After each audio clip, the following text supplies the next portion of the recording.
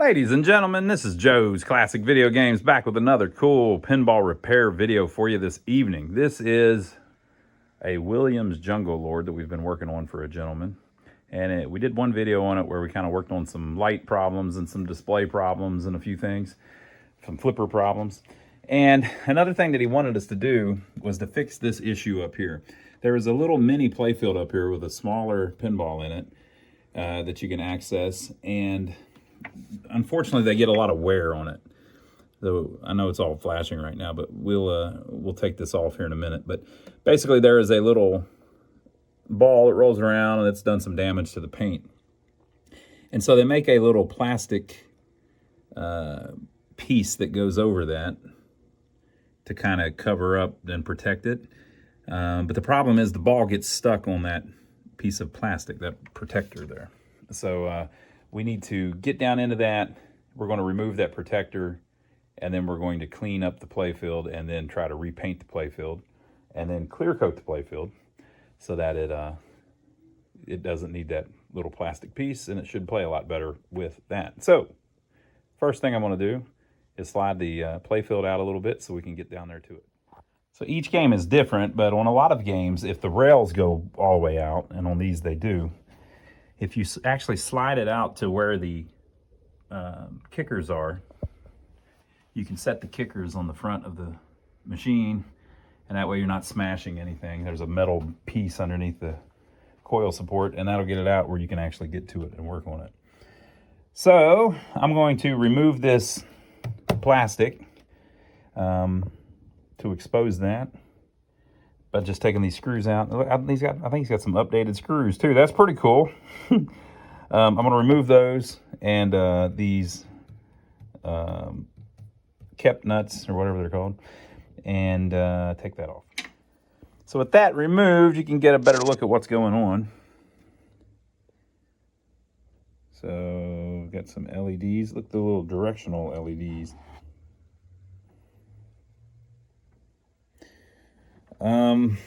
And then there's this little smaller pinball, and there's this little plastic protector here. We got to get out of there.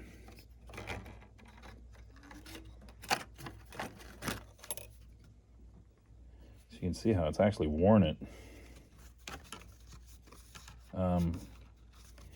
So, you know, that probably would have made all of this get even worse if it wasn't on there. So it's a good thing they put it on there. So you can take all this out. You know, you can take the nails out. You can take these out. I guess it depends on how easily they come out. If I can get them out, I will. Because we're going to do some paint.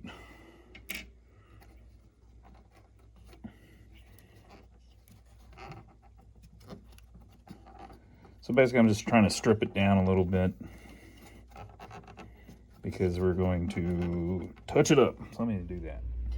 Okay, so I've pulled most of the stuff off. Those two posts will come off too, but I don't really need to take them off. We're going to get a little bit of clear coat on them, but you won't even be able to tell. I was able to get the ball rail off too, so that helps.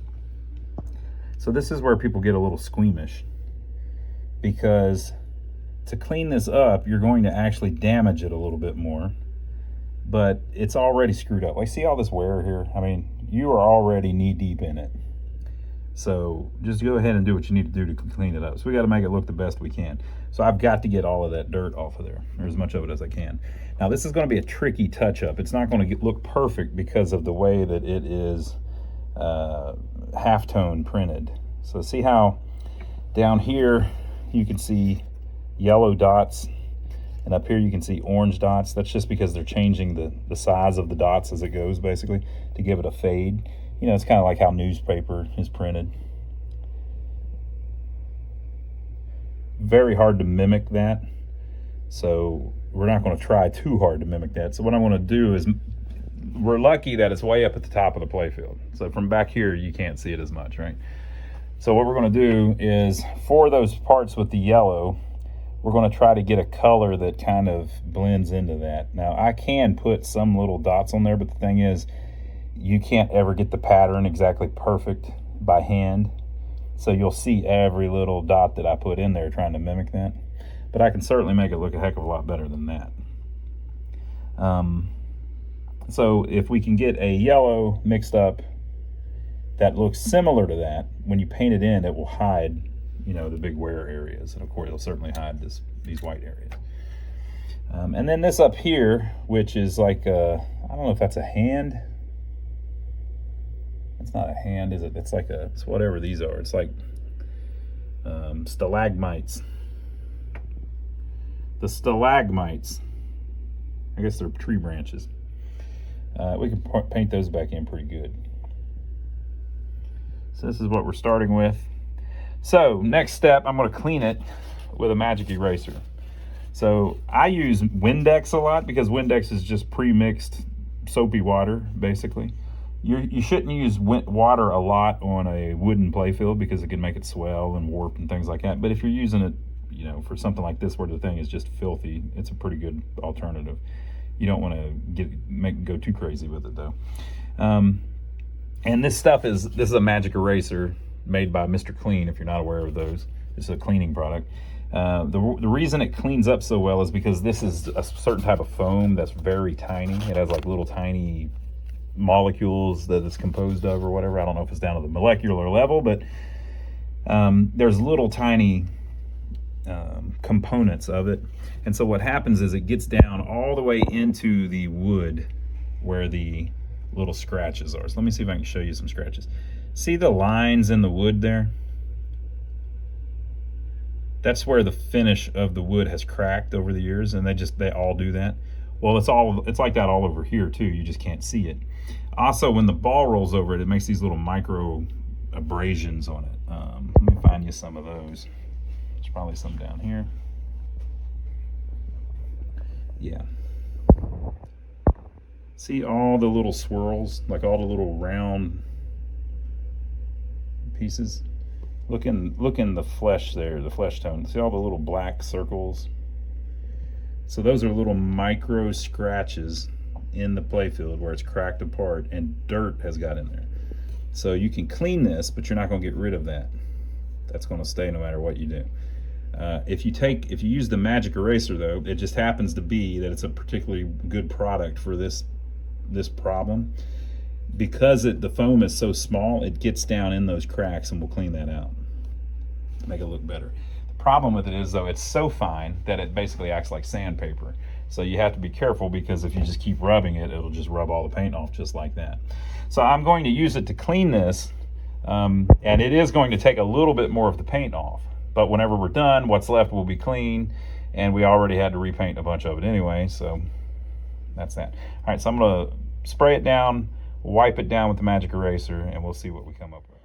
So that's how it looks after it's been cleaned off with the magic eraser. You can still see a little bit of this, but if I zoom in on it, you can see what's going on is it's wear. It's just where the stuff is worn away. So you can't ever get it perfect, but I think it looks a lot cleaner than it did.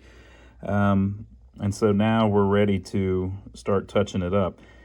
You could, if you wanted to as well, like at this level of it, go ahead and clear coat it, put a level of clear on it. The guys that are real high end that like do freaking awesome work, I wouldn't ever compare anything I do to even 1% of what they do, like high end pins and stuff like that. Whenever Chris does one, he I think his name's Chris, right? Yeah, Chris. Whenever he does one, he wouldn't even mess with something this bad probably, but he clears it first, and then he uses an airbrush. He'll touch up one spot and then clear it again, touch up another spot, clear it again, and sometimes he'll have 20 layers of paint on it, but he's, very professional, high-end, literally high-end pins, where, he's used to spray painting $600,000 sports cars and stuff like that. So, he's very professional, knows what he's doing. That's not how we do it because we're not as talented. Okay? So what we're going to do is the poor man's version, where it just makes it look better. And so we're basically just going to mix like acrylic paint together to try to match these colors as best we can. And we're going to paint it in by hand as best we can. and then we're going to clear over it to lock it all in so that the ball can roll over it without chipping the paint off. So the very first thing I'm going to do, I think, is I've got a little acrylic paint pen that's just black ink, black paint, black acrylic paint, and I'm going to touch up the lines that are screwed up so that we can see where we need to have one color and where we need to have another color. I want to do this part first because this is the hardest part. Well, not the hardest part, but it's the part that we can't tell what's going on. Now, this black ring around it, goes to like right there. So even if you didn't know exactly how this looked, you can see how these look. In other words, you can just do whatever you want, really. But I'm going to look at a picture online on like the Internet Pinball Database and get a good look at how that originally was and try to make it look as close to that as possible. So I'm just basically going to draw in the missing lines with a black acrylic ink pen. Okay, now you're going to be tempted to do that with a Sharpie. Do not do that with a Sharpie. If you do it with a Sharpie, the problem is the way that the catalyst or whatever that's in the Sharpie, it doesn't like whenever you clear coat it. So it'll look just fine. And then whenever you clear coat it, it'll start running down the playfield and make the biggest mess you've ever seen in your life. Trust me, I've done it before. So get acrylic paint. So acrylic is water-based paint. So I like this particular brand, Posca. You can see this is a 0.7 millimeter tip. It'd be better if we could even get a smaller one, but that's my main problem is the line's going too thick. But this is basically just black paint, water-based paint inside of a pen, so you can draw with it. And it is Japanese ink and made in Japan. Maybe it's French ink. I don't know. France has something to do with it. Posca. If you want some of these, we've got these linked on our website. They're real cheap too. They're not that expensive, but it's and there's different colors. We always just use black because none of the other colors ever match. Black's always match pretty much though. If you go to lionsarcade.com, at the top of the page, there's a parts page. And if you click that, we've got a bunch of stuff linked on there that's like all of our different things that we use whenever we're working on machines. And we've got these paint pens on there. If you follow any of those links, it just takes you to Amazon, and we get a tip for anything you buy on there. So we appreciate everybody that does that. So that's kind of drawn in how the art looked. I looked on some pictures online. Now, it looks weird, obviously, and the crazy thing is most of them are blue. So this yellow and orange was just on the early stuff. It's like the prototype look. On the later versions, they had a blue cabinet, and this whole mini playfield is blue instead of yellow. And the red that's in the little limbs or whatever isn't there. It's just yellow. So it's a blue background with yellow limbs. There's no red on it. So kind of a little bit lesser seen version of it. All right, so we're going to let that dry a little bit, and then we need to mix up the yellow that is in the trees, which is actually a little bit different than the yellow beside it because it doesn't have the halftone on it. It's the same yellow, but they've printed orange over this. So that's yellow and that's yellow, but this yellow has little orange dots on it, which is the halftone of this orange fading down there to give it a gradient look. Like I said, we're not really going to be able to replicate that, but we're going to cover up a bunch of down to the wood paint for sure. All right, so I didn't film most of the painting of it because it was real touch and go. Because like I said, there is a gradient, and you can't match the gradient. So this is what we ended up with.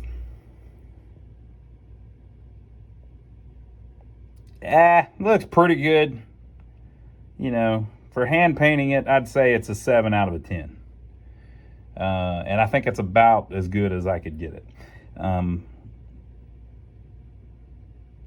Even if you airbrushed it, which would make it look a little better, I don't have the ability to airbrush, but even if you airbrushed it, you can't airbrush a gradient. So that's really tricky to get that right. So what I did was in the places where I touched it up, I just tried to kind of split the difference and not make it the yellow and not make it the orange, just make it kind of a mixture. So I repainted the 3 finger looking things. The red was a pretty good match. The yellow, like I said, it's about as good as I can get it. I'm a big believer, though, and most people are going to have no clue. Most people would have zero clue there's any wear up there at all. They're just not going to look at it. You're going to see the ball flipping around up there and going in one of the little pachinko things, and that's that. But I cleared it. I did decide to clear it before I put the paint on because I knew that yellow was going to be a cluster. So I cleared it just so I could wipe the yellow back off easily if I needed to. So if you're using acrylic paint, it's very easy to just remove it. So I used cadmium yellow mixed with saffron yellow. And then I've found in the past that everything on these pinballs is always a little green. It's kind of hard to see it. I haven't put all the screws back in. They're laying right there. It's kind of hard to see it, but like that yellow right there, all of that has like a green hue over it. It's just from how it's faded over the years. And plus he's got green lights on it actually, but it's hard to explain, but if you see like a true color next to it, the colors on the Playfield always look more green because of the clear coat that was put on it originally or something, right? So I mixed those two yellows together until I got it pretty close, and then I put a little bit of green in it, which kind of dulled it out, and it was a pretty good match. I think that looks a heck of a lot better. Hopefully the customer will be happy with it. I did some spot touch-ups too on the end lanes. He wanted to know if we could do that. And then this eagle here, I usually don't do that because the problem you run into is you get sheen problems. So see how the light is reflecting off the Playfield? Okay, now watch it when it goes over here. See how it changes a little bit? And then it comes back. And then the same over there. And then where the bird is, it kind of messes around. The problem that you run into is this has tons of wax on it. It's got years worth of wax on it. Look at that plank all the way down it. So the Playfields were waxed originally. That soaks into the Playfield and all of this. So unless you clean the whole thing down. Now remember what we did up here. Woo. Remember what we did up here. Yeah. We took a magic eraser and cleaned it first. When we did that, that took all the wax off. So when you spray the clear on it after that, the clear just goes right on it, no problems. If you do it on wax though, you're painting over oil. Wax is oil. And it will leave an orange peeled coat of paint. It just doesn't look right. So you can't really do just spots very easily. So all I did was I cleaned off just that area with a magic eraser. Then I painted my little touch-ups in, and there wasn't just a little wear here and there. I painted my little touch-ups in, and then I lightly cleared it. But the problem you have is where your new clear meets the old clear, it doesn't, the sheen is slightly different. So like look at the light coming down, and then it changes when it gets to there. That's because that's where the paint is. Okay, so I can't really do spot touch-ups very well. The other thing is you're basically sealing in any dirt that's on it, so you have to clean it first, and then you get into a whole thing where you really need to take everything off to do it because you get overspray on things. I just put a little paper towel over the plastics and stuff. So we were able to do it, but it was, it's not really the way we like doing it. But anyway, we got those looking better, and we got that little, I think that mini Playfield looks a lot better because that had some pretty heavy wear on it. So I'm going to let the thing dry for a couple days. I'm going to put the plastics back together, and then we'll test play it.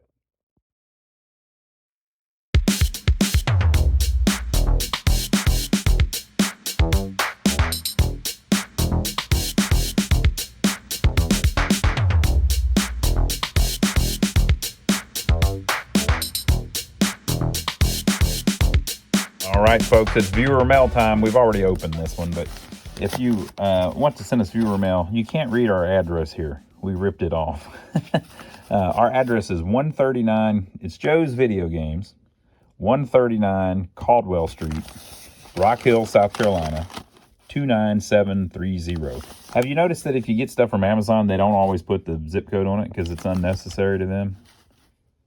They have their own shipping system where they don't use the U.S. zip codes. It's the craziest thing I've ever seen. I can't believe somebody's been able to pull that off. I'm not criticizing it. I'm just saying. So like whenever you get something from Amazon, a lot of times it will not have the zip code because they don't need the zip code because of the way their factories and or their warehouses and stuff like. So let me see if I can find the note in here. I know there's a note. Let me move this or else you can't see it. I'll do that. Okay, I'm going back for the note. There's got to be a note. Let me move that over. All right, I see the note. The note is in here. Let me see what else. Looks like there's all kinds of stuff. Somebody sent us all kinds of stuff. Look, folks, you don't have to send us anything, but if you want to send us a letter or something, that's our address. Okay, so a lot of times people will buy something on Amazon and send it as a gift or something. Again, we're not soliciting that. It's just what some people do. Let me mark out his last name,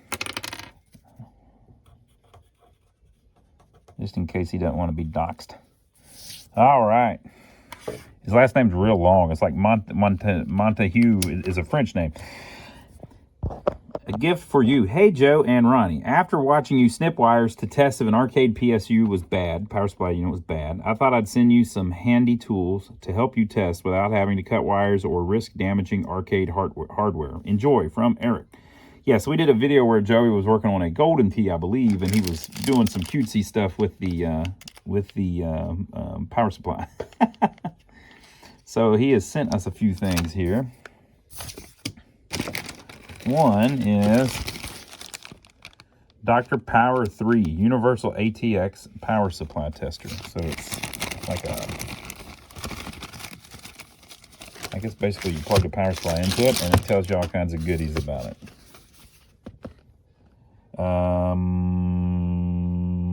What your voltage is at, 12, 5, 3, 5 volt standby, I guess. Is that what that means?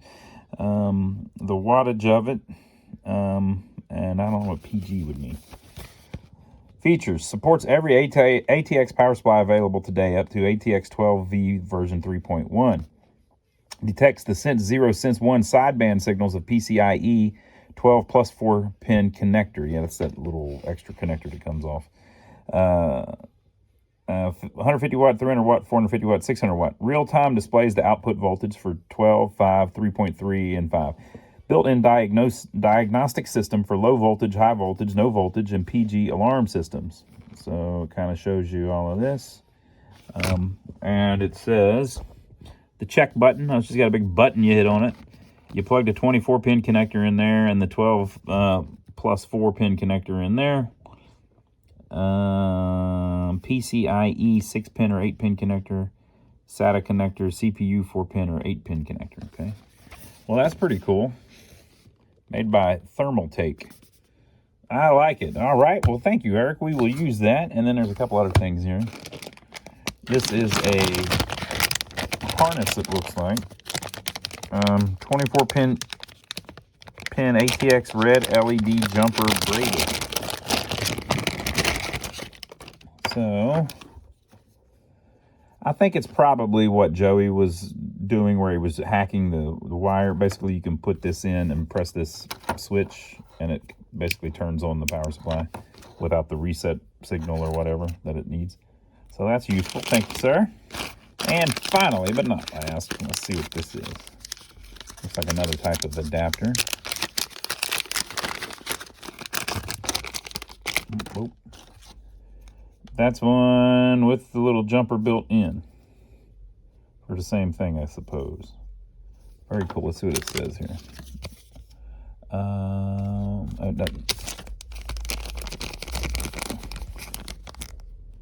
SDTC Tech 24-pin adapter to the motherboard, something, ATX, blah, blah, to the motherboard. New. All right. Well, thank you, Eric. We appreciate you looking out for us, and we will put that stuff to use and see what we can accomplish with it. But we always like it when people send us notes or letters, or if you have little things like this that you think would make our job easier, we appreciate it. So, with that said, let's get back to the video. All right, folks. So it says, Jungle Lord, bonus X, 4 and 5 lanes. I can't hardly read it. Light turnaround to advance bonus multiplier. So that's the in lanes. MagnaSave. 3 bank targets activate MagnaSave. Timing. Activate MagnaSave by holding the red buttons on the cabinet sides. Okay, yeah, I heard it do that. So when you knock down all 3 drop targets, it starts making this noise, and there's a lamp that flashes in front of them that's telling you that the MagnaSave works. Double trouble. Completing 5 bank targets, that's at the top. Sequence. Lights double trouble. Single target scores 10, 20, 40, 80, 160 when made consecutively. Drain shield. Returns ball in play if made when lit.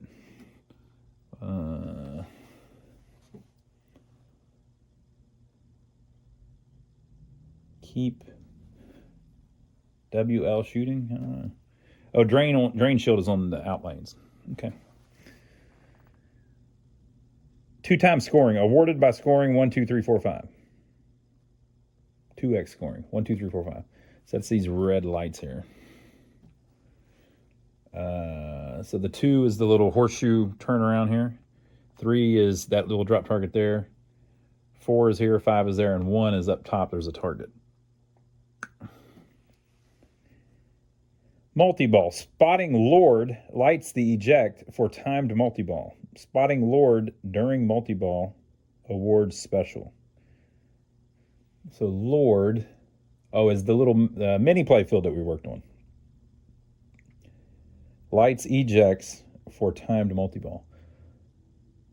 Okay, that's cool. So like if you, there's one up there at the top too. So if you get LORD in the mini playfield, you can land in one of the saucers to start multi-ball. That's pretty cool.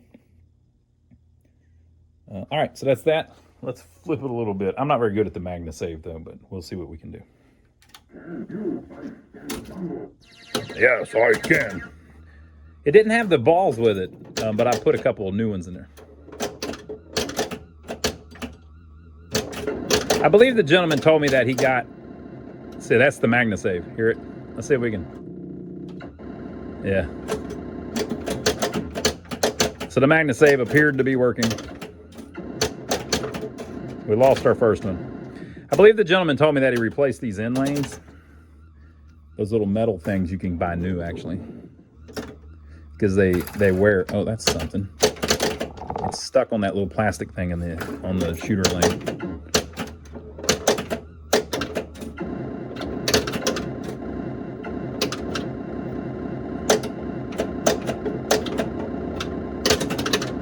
I think I was telling us that the right MagnaSave was on. And I don't know if it's just for the side that you got the drops on.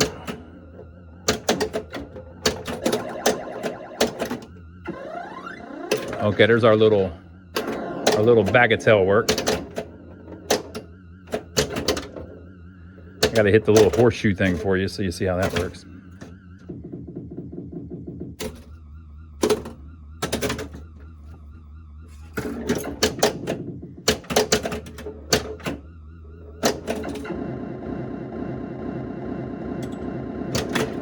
There you go.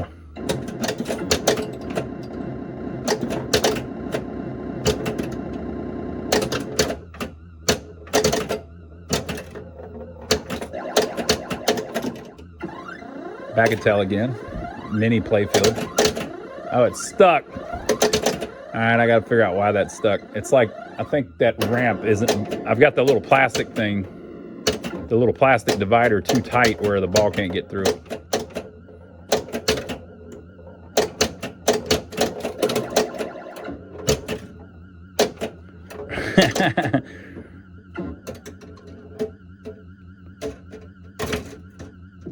It's a cool game. I like the layout and stuff.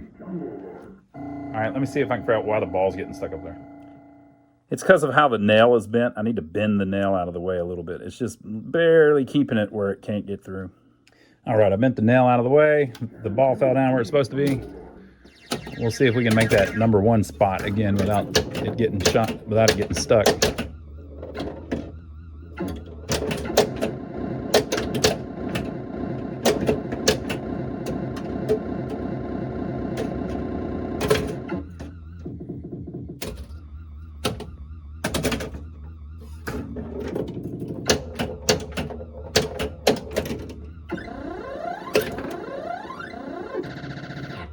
All right, number 3 works just fine.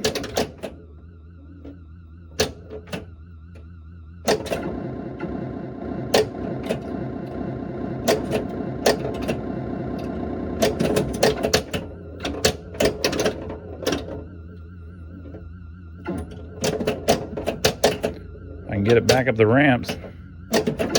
Oh!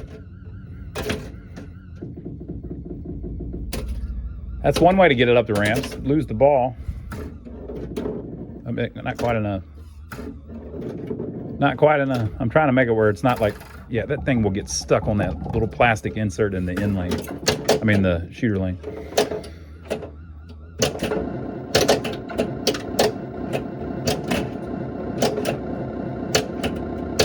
Oh, it missed. It'll do it too, I think, if it lands in that other saucer. It's a little harder to land in that one, though.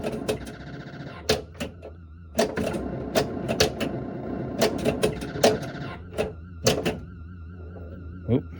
It didn't like that, did it? I made it that time. Oh.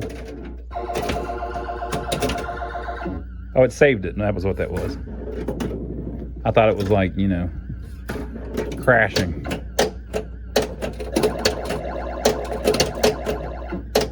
Oh, I always try to like hold the ball, roll it backwards a little bit. But on that one, if you do it, it goes down a ramp.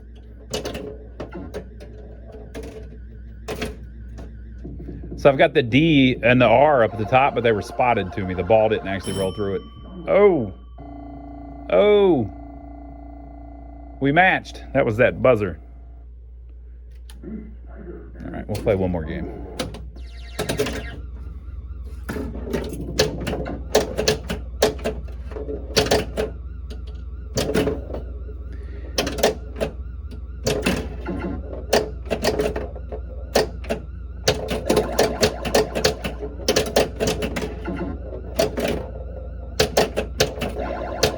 Ah.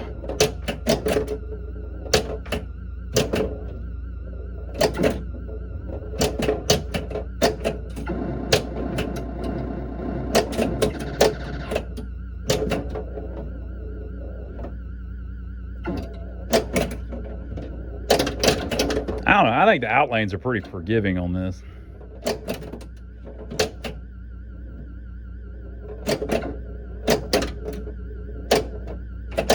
Ooh, played around with it too much.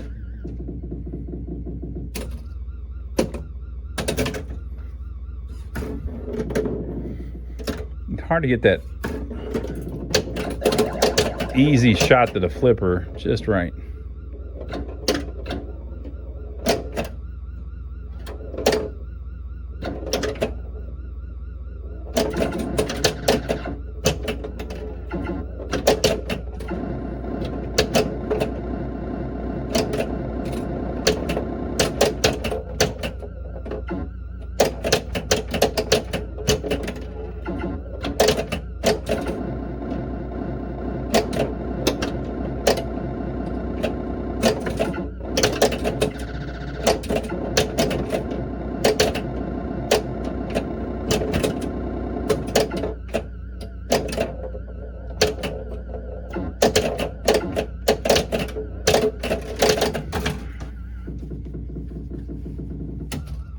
I have yet to get 1,000,000 points on this. I'm still at, like right now I'm at 166,000.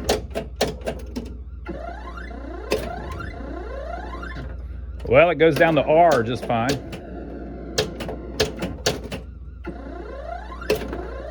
Okay, there, it went down to D, so now we know. Yeah, it was just the nail was stuck. The nail I had just reinstalled was bending over a little bit, catching the ball.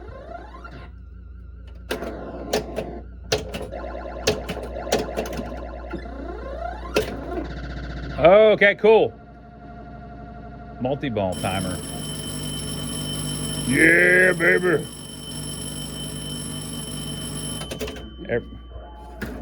Everybody's staring at me now.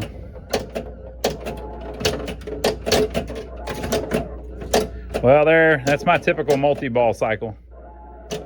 Lasted about 3 seconds. Look. I'm not worried about it. Oh, I see. There's a timer on the thing where the ball and play is. It now is up to it's down to 14 seconds.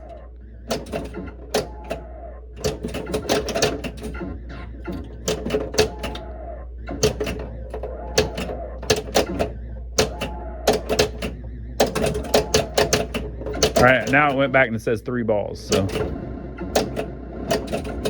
it actually shows you the timer. That's pretty cool. On a pre-DMD game, a pre-alphanumerics game.